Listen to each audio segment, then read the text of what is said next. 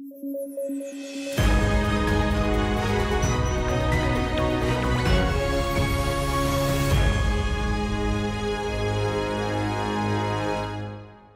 News at 9 programme में आपका स्वागत है। मैं हूं अमृत उपाध्याय। आइए जल्दी से देखें आज की हेडलाइंस। 23 जनवरी को मनी नेताजी सुभाष चंद्र बोस की जयंती। इंक्वायस को मिला आपदा प्रबंधन पुरस्कार। पराक्रम दिवस के तौर पर मनाई गई जयंती।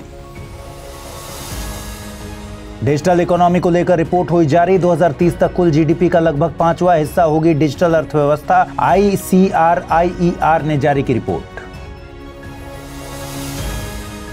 और जलयुक्त शिवार योजना का तीसरा संस्करण लॉन्च। महाराष्ट्र को सूखा मुक्त बनाना है मकसद। 2015 में लॉन्च हुई थी योजना।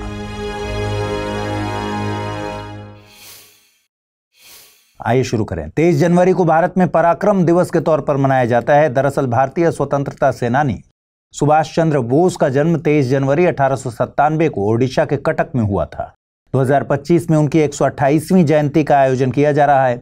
नेताजी की लेगेसी को सेलिब्रेट करने के लिए 23 से 25 जनवरी के बीच कटक के बाराबती किले में इवेंट का आयोजन किया जाएगा। भारत सरकार ने साल 2021 में उनकी जयंती को पराक्रम दिवस के मौके पर मनाने की आधिकारिक तौर पर घोषणा की थी। इस घोषणा के बाद पहले पराक्रम दिवस का आयोजन कोलकाता के विक्टोरिया मेमोरियल में किया गया था। 2022 में नई दिल्ली के इंडिया गेट पर नेताजी सुभाष चंद्र बोस के होलोग्राम स्टैच्यू का अनावरण किया गया था। 2023 में अंडमान और निकोबार द्वीप समूह के 21 अनाम द्वीपों का नाम 21 परमवीर चक्र विजेताओं के नाम पर रखा गया। वहीं 2024 में प्रधानमंत्री ने दिल्ली के ऐतिहासिक लाल किले में इस इवेंट का उद्घाटन किया था। इसी कड़ी में 2025 में ये आयोजन नेताजी के बर्थ प्लेस कटक में किया जा रहा है। 2018 में सरकार ने अंडमान स्थित रॉस आइलैंड का नाम सुभाष चंद्र बोस द्वीप कर दिया था। साथ ही नील आइलैंड को शहीद द्वीप और हैवलॉक आइलैंड को स्वराज द्वीप नाम दिया गया था। नेताजी सुभाष चंद्र बोस भारतीय स्वतंत्रता संग्राम के महानायक थे। उन्होंने इंडियन सिविल सर्विस का एग्जाम क्लियर किया। उन्होंने देश बंधु चित्तरंजन दास को अपना राजनीतिक गुरु माना। उन्होंने पूर्ण स्वतंत्रता के मकसद को पूरा करने के लिए इंडिपेंडेंस लीग की स्थापना की। सविनय अवज्ञा आंदोलन के दौरान वे जेल भी गए। उन्होंने 1938 में हरिपुरा कांग्रेस अधिवेशन की अध्यक्षता की और इस दौरान उन्होंने नेशनल प्लानिंग कमेटी का गठन किया। 1939 में उन्हें कांग्रेस की अध्यक्षता के लिए फिर से चुना गया। कांग्रेस का साल 1939 में अधिवेशन त्रिपुरी में आयोजित हुआ था।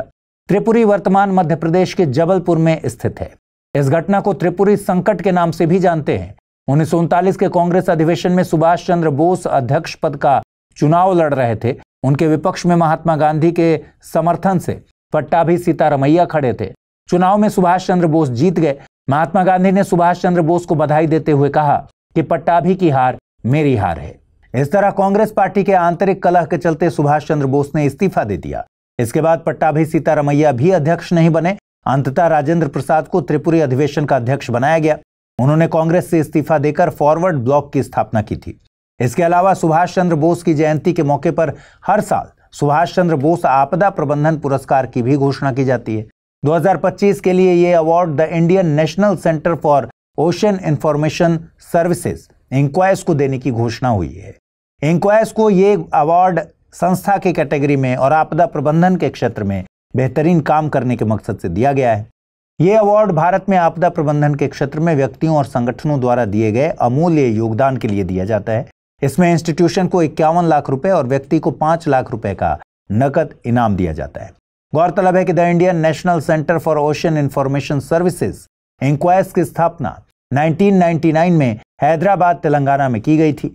इंक्वायस भारत की आपदा प्रबंधन रणनीति का एक अभिन्न अंग है। इसे समुद्र से जुड़े खतरों के लिए शुरुआती चेतावनी देने में विशेषज्ञता हासिल है। इसने भारतीय सुनामी प्रारंभिक चेतावनी केंद्र ITEWC की स्थापना की है, जो भारत और 28 हिंद महासागर देशों को 10 मिनट के भीतर सुनामी की चेतावनी देता है। इसे यूनेस्को द्वारा टॉप सुनामी सर्विस प्रोवाइडर के तौर पर मान्यता दी गई है। महाराष्ट्र में किसानों द्वारा की जा रही आत्महत्या की खबरें आपने सुनी ही होंगी। ऐसा नहीं है कि महाराष्ट्र के किसानों के पास खेती की जमीन कम है या ये मजदूर है। ये किसान बड़ी मात्रा में खेती होने के बावजूद सुसाइड करने को मजबूर है। वजह है पानी की किल्लत। सूखे की वजह से बर्बाद होती फसलें और कर्ज में डूबे किसानों को मौत को चुनना सरल लगता है। फ्रंटलाइन की रिपोर्ट की माने तो 2024 के शुरुआती 6 महीनों में 1267 किसानों ने आत्महत्या की। सूखे की इस चुनौती से निपटने के लिए 2015 में महाराष्ट्र सरकार ने महाराष्ट्र को सूखा मुक्त बनाने के मकसद से जल युक्त शिवार योजना शुरू की थी। इसके पहले वर्जन में कुल 22,000 गांवों को शामिल किया गया था। इन गांवों में नदियों को गहरा और चौड़ा करना, सीमेंट और मिट्टी के स्टॉप डैम्स का निर्माण, नालों पर काम और कृषि तालाबों की खुदाई जैसे काम किए गए थे। 2022 में इस योजना का दूसरा वर्जन जल युक्त शिवार 2.0 लॉन्च किया गया। इसमें 5,000 के करीब गांवों को कवर किया गया। इस वर्जन में तकनीकी और सामाजिक दोनों पहलुओं को शामिल किया गया था। सामाजिक पहलुओं के तहत वाटर लिटरेसी, जल प्रबंधन और जल संरक्षण जैसे मुद्दों पर जागरूकता फैलाने का काम किया गया था। फरवरी 2025 में इस योजना का तीसरा वर्जन जल युक्त शिवार 3.0 शुरू होने जा रहा है। इसमें महाराष्ट्र के 44,000 गांवों में जल संरक्षण के लिए बनाई गई संरचनाओं को GIS यानी जियोग्राफिक इंफॉर्मेशन सिस्टम से मैप किया जाएगा। GIS एक ऐसी कंप्यूटर प्रणाली है जो भौगोलिक तौर पर संदर्भित जानकारी को एनालाइज करने का काम करती है। यह एक ऐसी तकनीक है जिसका उपयोग सभी प्रकार के डेटा को क्रिएट करने, प्रबंधित करने, एनालाइज करने और मैप बनाने के लिए किया जाता है। जल युक्त शिवार 3.0 में महाराष्ट्र का soil and water conservation department Maharashtra remote sensing application centre MRSAC के साथ मिलकर काम करेगा। इसके लिए दोनों निकायों के बीच MOU भी किया गया है। योजना के 3.0 वर्जन में हर जल संरक्षण केंद्र को विशेष मार्किंग के जरिए मैप पर मार्क किया जाएगा और इनकी वर्तमान स्थिति का वेरिफिकेशन फिजिकली भी किया जाएगा। बनना चाहते हैं IAS मगर कंफ्यूज हैं कि कहां से शुरू करें तैयारी, तो मत होइए परेशान। स्टडी IQ IAS हिंदी अब अपने प्रीलिम्स टू इंटरव्यू प्रतिज्ञा फाउंडेशन बैच के लिए लेकर आया है रिपब्लिक डे सेल का लाभ उठाते ही आप महज 26,999 रुपए में जुड़ जाएंगे हमारे प्रतिज्ञा बैच के साथ। देखिए, P2I प्रतिज्ञा बैच में आपको 1000 घंटों से ज्यादा की live classes, 1-to-1 mentorship, SIP crash course, daily current affairs, test series और CSET की क्लासेस तो मिलती ही। साथ ही सबसे बड़ी सुविधा के तौर पर आपको मिलती है प्रीलिम्स पास करने पर पूरी फीस वापसी की गारंटी और मेंस की तैयारी के लिए दिल्ली में निःशुल्क आवासीय सुविधा। इसके अलावा हर महीने टेस्ट में टॉप करने पर आपको मिलेगा 11,000 रुपए जीतने का मौका भी। 27 जनवरी से सुबह 8 बजे हो रही है बैच की शुरुआत, तो तुरंत SIQH कोड का इस्तेमाल कीजिए और जुड़ जाइए हमारे साथ और करिए अपने सारे कंफ्यूजन को दूर। अगर फिर भी कुछ कंफ्यूजन रह जाएं तो कर दीजिए amrit@studiiq.com पर मेल।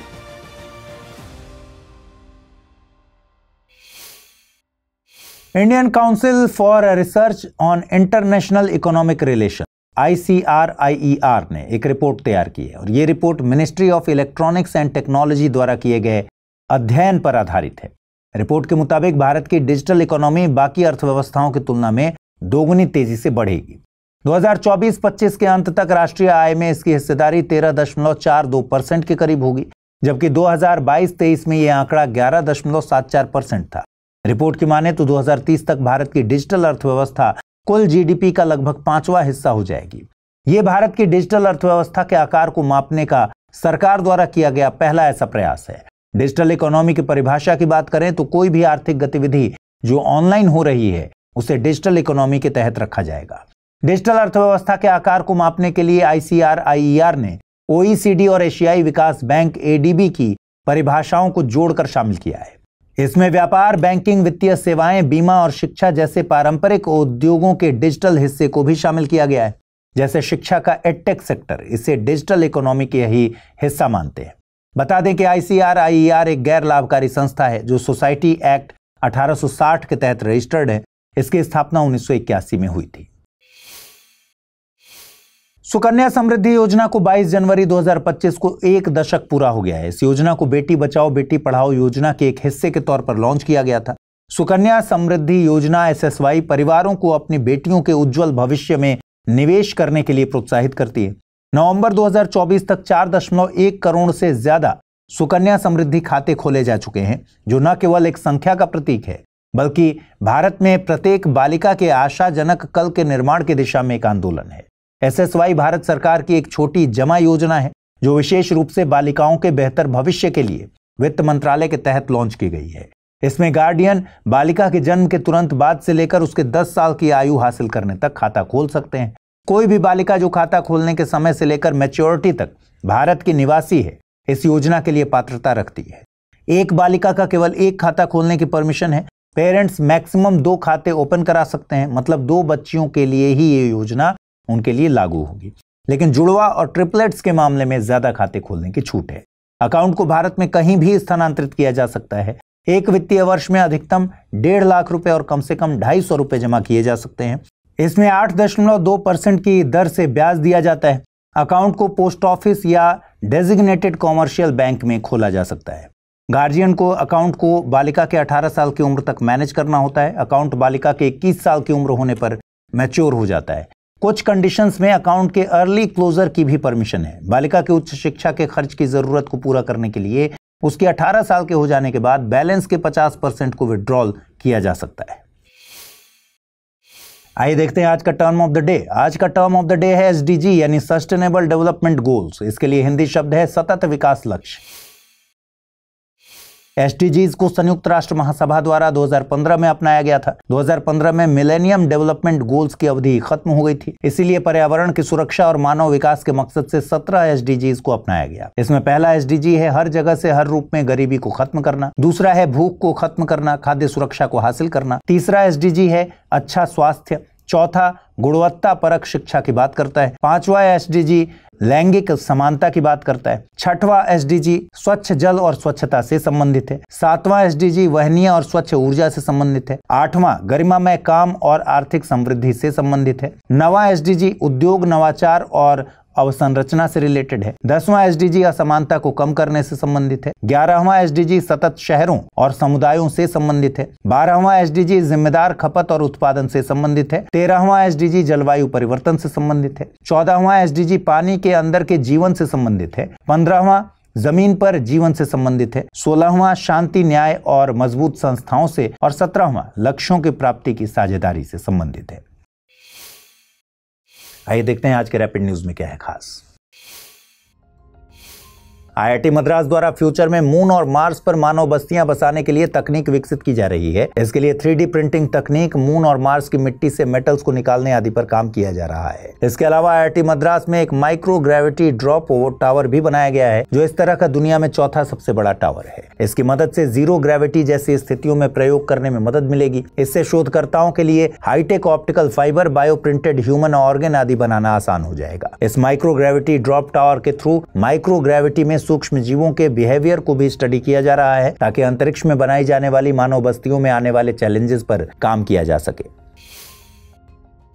आने वाले 26 जनवरी को 76वां गणतंत्र दिवस मनाया जाएगा। इसमें कई तरह की झांकियों का प्रदर्शन किया जाएगा। इस बार डीआरडीओ यानी रक्षा अनुसंधान और विकास संगठन द्वारा कई हाईटेक डिफेंस तकनीकों का प्रदर्शन किया जाएगा। इसमें प्रलय missile system, modern radar, drone और सुरक्षित संचार प्रणाली जैसी कई मॉडर्न तकनीकों को दिखाया जाएगा। 76वें गणतंत्र दिवस पर डीआरडीओ झांकी की थीम है रक्षा कवच, multi layer protection against multi domain threats. इसके अलावा डीआरडीओ की 2024 की प्रमुख उपलब्धियां भी झांकी में दिखाई जाएंगी। इनमें लंबी दूरी की हाइपरसोनिक एंटीशिप मिसाइल, हल्की बुलेट प्रूफ जैकेट अभेद, दिव्यास्त्र यानी multiple independently targetable re entry vehicle, Zorawar light tank आदि शामिल है।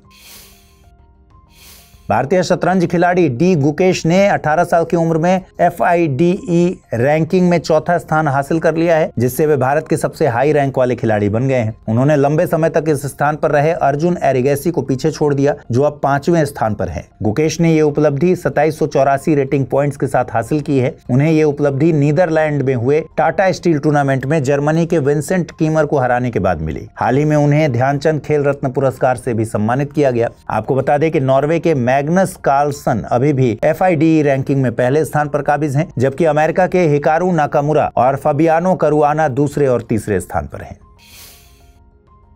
थाईलैंड सेम सेक्स मैरिज को कानूनी मान्यता देने वाला दक्षिण पूर्व एशिया का पहला और एशिया का तीसरा कंट्री बन गया है। इससे पहले ताइवान और नेपाल में सेम सेक्स मैरिज को कानूनी मान्यता दी गई थी। इसी के साथ आज 23 जनवरी से थाईलैंड में लागू हुए मैरिज इक्वालिटी एक्ट के द्वारा LGBTQ+ जोड़ों को वैवाहिक अधिकार दिए गए। अब उन्हें संपत्ति, उत्तराधिकार, स्वास्थ्य संबंधी कानूनी सुरक्षा अधिकार आदि समान रूप से प्राप्त होंगे। आपको बता दें कि इस कानून ने पति पत्नी जैसे शब्दों को बदलकर वैवाहिक साथी कर दिया है। ये कदम मानव अधिकारों की समानता को बढ़ावा देता है और एशिया के अन्य देशों के लिए एक मिसाल पेश करता है। हर साल 24 जनवरी को अंतर्राष्ट्रीय शिक्षा दिवस मनाया जाता है। संयुक्त राष्ट्र महासभा ने 2018 में इस दिन को मनाने की शुरुआत की थी और पहली बार इसे 24 जनवरी 2019 में मनाया गया। इस साल की थीम है शिक्षा और भविष्य के कार्यबल पर आर्टिफिशियल इंटेलिजेंस और ऑटोमेशन का प्रभाव। ये थीम दिखाती है कि कैसे आर्टिफिशियल इंटेलिजेंस और ऑटोमेशन शिक्षा को बदल रहे हैं और एआई से छात्रों को बेहतर पढ़ाई और शिक्षकों का समय बचाने में मदद मिल रही है। यहाँ ध्यान रखने की जरूरत है कि भारत में राष्ट्रीय शिक्षा दिवस 11 नवंबर को मौलाना अबुल कलाम आजाद की जयंती के दिन मनाया जाता है, जो कि भारत के पहले शिक्षा मंत्री रहे हैं। आइए जल्दी से देखते हैं आज के बुलेटिन पर आधारित सवाल। पहला सवाल है, निम्नलिखित में से किस देश में समलैंगिक विवाह को कानूनी मान्यता प्रदान नहीं की गई है? ताइवान, नेपाल, थाईलैंड या फिर भारत? अगला सवाल है, 2025 के लिए सुभाष चंद्र बोस आपदा प्रबंधन पुरस्कार किस संस्था को दिया जाएगा? NDMA, INCOIS, IIDM, CMFRI? देखते हैं पिछले बुलेटिन में मैंने क्या सवाल पूछे थे, उनके सही जवाब क्या है। पहला सवाल था, राष्ट्रीय समुद्री विरासत परिसर का विकास किस स्थान पर किया जा रहा है? लोथल, बुर्जहोम, धौलावीरा या फिर बनावली? सही जवाब है विकल्प ए यानी लोथल। और अगला प्रश्न था, विश्व आर्थिक मंच से संबंधित निम्नलिखित कथनों पर विचार करें। यह एक नॉट फॉर प्रॉफिट फाउंडेशन है। साल 2025 के लिए इसका सालाना सम्मेलन दावोस में आयोजित किया गया।